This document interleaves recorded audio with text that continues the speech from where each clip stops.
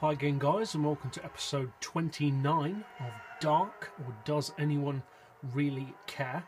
The mini review series where I'm just doing a quick evaluation of certain cars which really deserve more appreciation and more use by the majority of GT players, and the majority of these cars are not used very often by most people. Many of these cars featured in this series haven't even been bought by the majority of people. Now, of the cars featured in the series, this is one of the less rare models, to be honest. You do see some people using this car, and I would say most people do probably have one of these in their GT6 garage, but not that many people seem to actually use it. It's the Renault Megane Cup, known by various names in different parts of the world, but the Renault Megane Cup. It's the earlier generation Megane, which obviously has less power than the coupe style Megane. Personally, I am much more of a fan of this Megane than the new version. I think it's a far better looking and far more track capable car.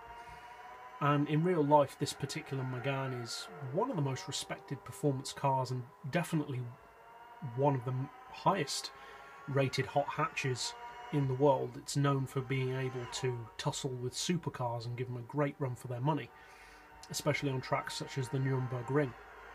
So what's it like to drive on Gran Turismo 6? What's its capabilities fully tuned?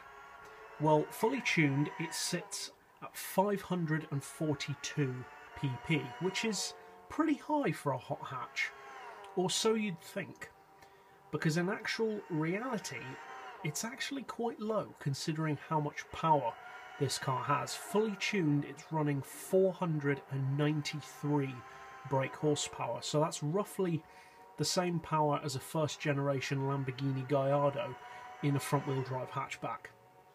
So pretty bonkers. And with the full weight loss package, it weighs in at 1,147 kilos, so it's not super light, but it is fairly lightweight, and the power to weight ratio is pretty good. The straight line performance on it is excellent, as you'd expect. Top speed is getting on for 220 miles per hour without NOS.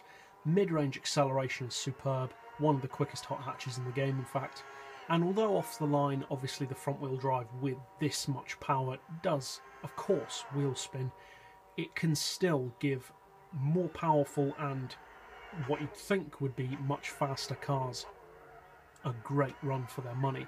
Now, I mostly use this car on the Sierra track, and on that track it is a fantastic car. Now, I can't remember the exact laps that this is capable of on Sierra, but I know it's very, very quick. I believe it's sub 8-minute laps, if I remember correctly, but I'm not certain of that. But it's whatever time it is, it's a seriously quick car. It costs 41,000 credits, so it's reasonably priced. It's not the cheapest of hot hatches, but it's not the most expensive either. So 41,000 credits for a car that's running Gallardo power and a better power to weight ratio than a Lamborghini, or than most Lamborghinis, it's pretty good value for money. Plus, obviously, being a Renault Megane, people don't expect it to have Lamborghini beating performance, but it really does. Now, handling wise, as we said, it does wheel spin off the line. And obviously with nearly 500 horses going through the front wheels, you would think that the steering would be kind of tricky. Now, it can be, but overall it's very good. Now, you can feel that it is a front wheel drive car. Don't get me wrong there, I'm not saying it's perfect. But for a front wheel drive car with so much power, it does handle amazingly well. I'm not aware of many other hatchbacks in the game that could have this much power and still handle this good, because there are many hot hatches and many front-wheel drive vehicles in general on GT6 that have far less power going through only their front wheels that have awful handling. This car has a huge amount of power and it handles it beautifully. The brakes are excellent, and overall the best thing about the car is just how pure the driving feel is. It's like a BMW M3 or a McLaren F1. It's a real driver's car.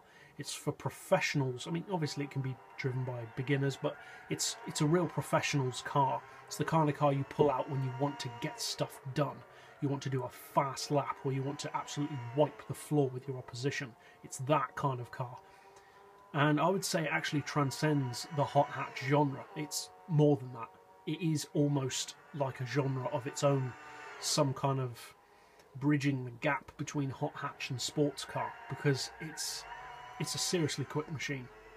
Now, if you haven't bought this Megane, or if you've got one in your garage and have never tuned it, I would definitely recommend that you go and do so. You will not regret it.